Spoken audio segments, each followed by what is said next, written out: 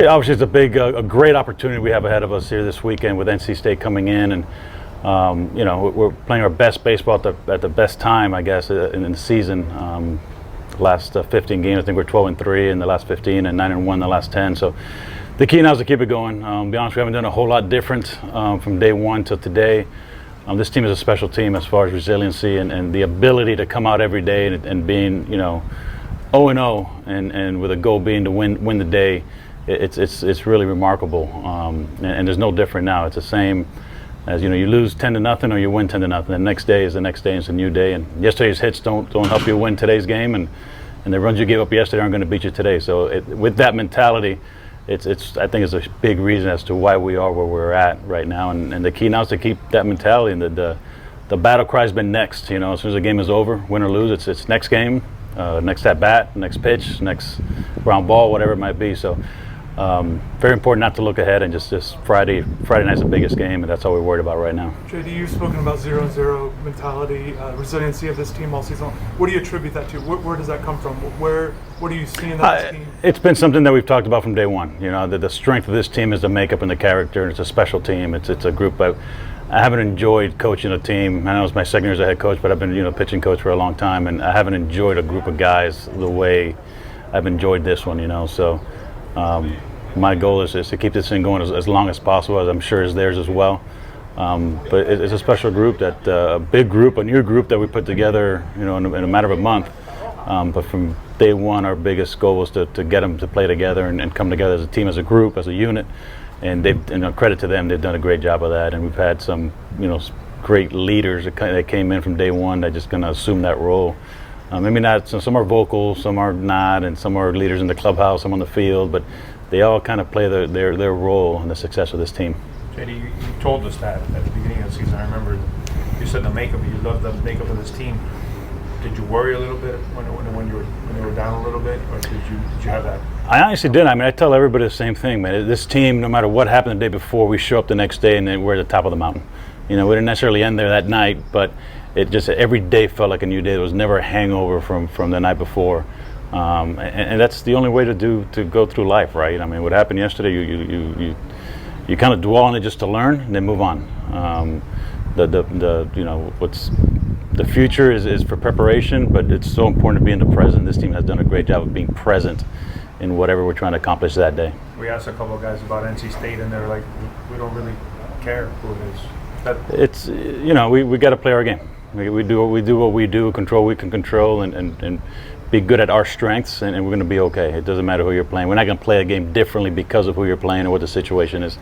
The important thing is what these 36 guys here in this clubhouse and doing what we do best. Having said that, how huge is this series, the games that separate you guys in ACC all the way up and down?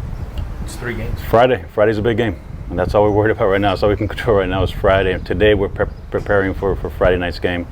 We'll look at Friday night's game at the end around 11 o'clock on Friday night and prepare for Saturday's game. But we got to go 1-0 on Friday, so that's our goal right now. JD, with your experience at being a pitching coach, just what you've been able to do, what the guys have been able to do as roles have changed, new starters, Brian back to the bullpen. Just to do that mid-season, how difficult is that to find success from those guys, and what do you kind of attribute their success to? First of all, the 2 freshmen going to the starting rotation have really solidified the rotation, have gone deep into most of our games. I think they've gone at least 5 innings in every one of their starts prior to the pitch count early on.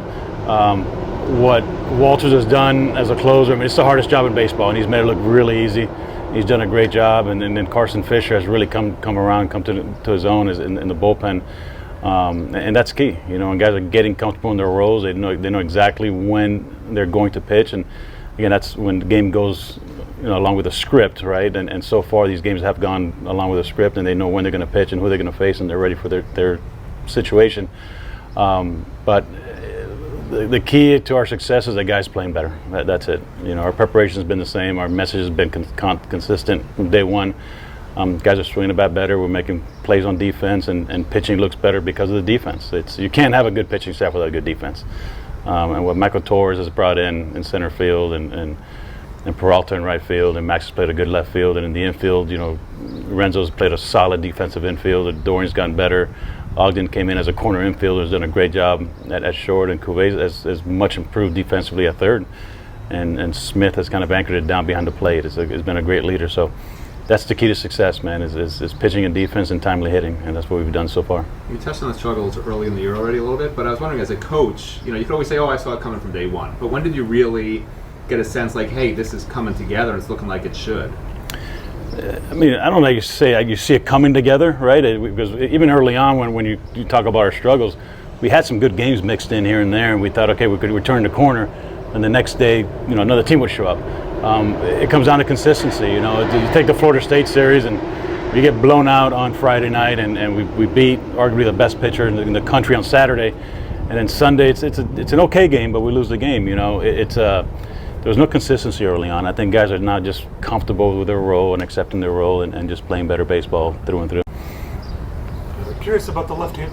You need everybody to hit, especially at this point. But in particular, your left-handed hitters, you got facing two left-handed starters. That matchup. You got a lot of lefties in the lineup. Just in general, how much do you need these guys, especially even guys at the bottom of the order? A lot of them are lefties too. Yeah, we need 1 through 9. We need 1 through 9. I mean, our personnel is what it is. We do have a somewhat of a heavy left-handed line, especially with Williams being out. But those guys got to come in and do their job, and when they do make outs, make productive outs. We're not asking them to do a whole lot, and just keep the line moving, make productive outs, get guys in the scoring position, and hopefully we turn the order around for Ogden and Galvin and Cuvée. And they've done a good job. I mean, every day you see Torres' at bats get better and better. They're just more competitive and making better contact and going. He's always done a good job of going deeper into counts, but now he's putting some balls in play with some authority. So that's always nice to see. And Renzo's been a tough at bat for righties and lefties pretty much all year. I'm not going to put the big power numbers up, but he's going to put the ball in play. He's going to put the ball in play and put pressure on the defense. What have you seen from Cuvée, particularly the last 10 to 15 games or so? He's hitting for more power. He's done a better job early in counts, not swinging at balls out of the zone, and it seemed like every one of his at bats were 0-2, 1-2 after 3 pitches. He's done a better job of laying off of those pitches early and getting to those good hitters counts and doing some damage. His average has been pretty good all year. It's been consistent. He's been driving in runs, but now he's starting to produce runs on his own, driving the ball out of the ballpark and some doubles and triples in there. We've seen Ogden's kind of been your leadoff guy for most of the year. But Galvin now at the 2 spot, just how do you like how he's been hitting and kind of him in that spot? I know different guys have kind of been in there, but particularly right now with him. It's working. We started the year and had Dorian in the 2 spot and Galvin in the 4 spot, which you would think is more prototypical, but we don't have a true cleanup hitter with Williams being out and Hudson being out, so we do what we can. And Dorian had a great season last year in that 4 spot. As long as he understands who he is, he can't change the type of hitter that he is and try to drive the ball to the ballpark, which he's done a good job of here as of late. But it's working. For whatever reason, it's working, and guys are coming up in the right situations, and most importantly, they're coming through when we need them. With Derek, is there a chance he'll hit at some point again this season?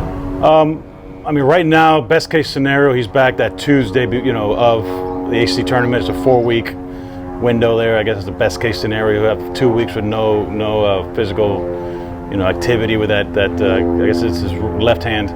But he'll start swinging the bat next Tuesday, and really comes down to pain tolerance, what he can deal with. And he's got a little bit of a football mentality. I mean, he stayed in the game and smoked the line drive to left his last at bat with a broken hamate. So I feel pretty confident he'll be back in the lineup by AC weekend. But he's not on Friday, and we got our lineup set for Friday. And Hudson, update on that? Same thing. They're both in the same. They had surgery together. I think they were back to back. So they're both on the same.